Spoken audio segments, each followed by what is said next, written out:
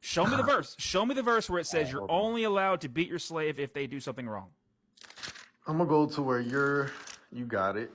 I want you to give me the verse where God says you're only allowed to beat your slave if they do something wrong. Hold on, man.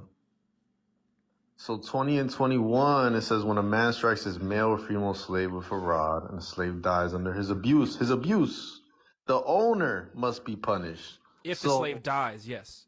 So You're not allowed to kill your slave, but if your slave does not die, you will not be punished. No, it says the owner must be punished. If the slave dies, but if the slave does not die, you will not be punished. I didn't say you're allowed to kill your slave. I said you're allowed to beat your slave. All right, let me keep going. However, if the slave can stand up after a day or two, the owner should not be punished because he is the owner's property. Yeah, you're allowed to beat your slave. Just don't beat your slave to death.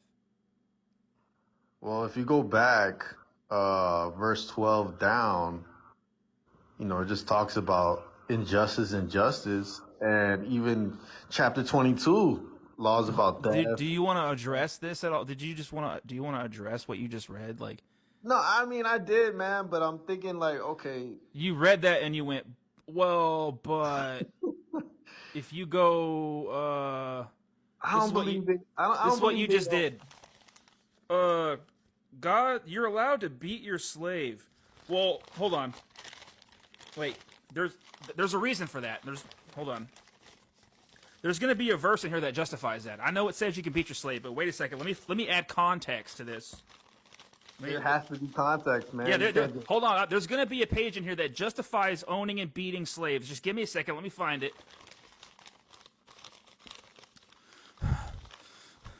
Fuck, I'm getting cooked right now. No. Look, man. Do you worship this God? Yeah. Yes. Why do you get down on your knees and bow down and worship a God that allows people to be owned as property and beaten?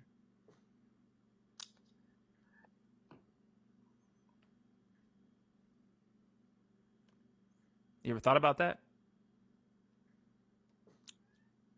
God is perfect, man.